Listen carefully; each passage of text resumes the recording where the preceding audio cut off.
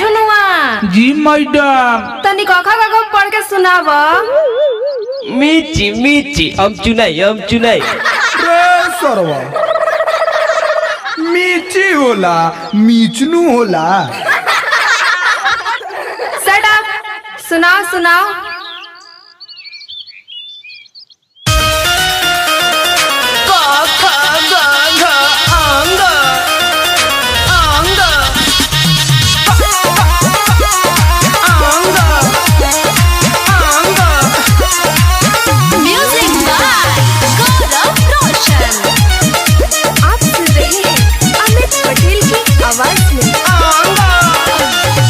चढ़ल जवानी हमर भइल बा कहारा पढ़ता सैया अभी दुका दुके पहाड़ा।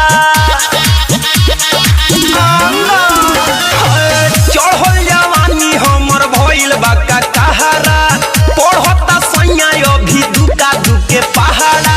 मिले ना मजा सखी सुते जब संगे, मिले ना मजा सखी सुते जब संगे, जब संगे। कख गघ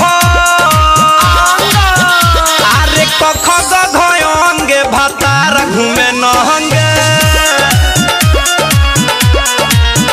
अरे कख गघ अंगे भातार घूमे नहंगे। हाँ कख गघ अंगे भातार घूमे नहंगे।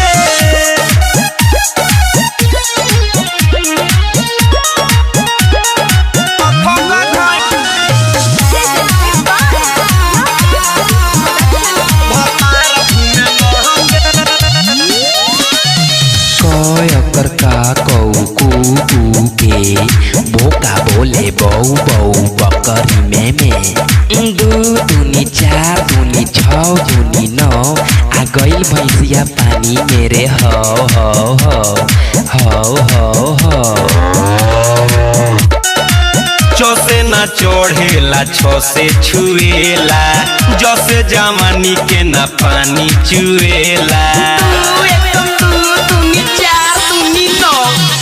चौ से ना चढ़ेला छो से छुएला, जसे जवानी के ना पानी चुएला। झसे नाही झूला के रसगुल्ला चिखता, तथो तो धन से अभी नीमू सीखता। पसे पपीता छोड़ी पढ़ेला पतंगे, पसे पपीता छोड़ी पढ़ेला पतंगे, पढ़ेला पतंगे। अरे कख गघ हाय हाय कख गघ अंगे भातार घूमे नहंगे। अरे कख गघ अंगे भातार घूमे नहंगे। अरे कख गघ अंगे भातार घूमे नहंगे। भातार घूमे नहंगे। म्यूजिक बाय गौरव रोशन। भातार घूमे नहंगे। आप सुन रहे हैं अमित पटेल की आवाज में। सैया हमार बाबे मिलल चोहा कहो, मन करे अगुआ के नो चली ही ना कहो। सैया हमार बाबे मिलल चोहा कहो, मन करे अगुआ के नो चली ही ना कहो। भातारा अमित पूरा चीत बाबे हो, परदीप दीवाना ओकर हित बाबे हो। करेला काम सब सखी रे बेढंगे, करेला काम सब सखी रे बेढंगे, सखी रे बेढंगे। अरे कख गघ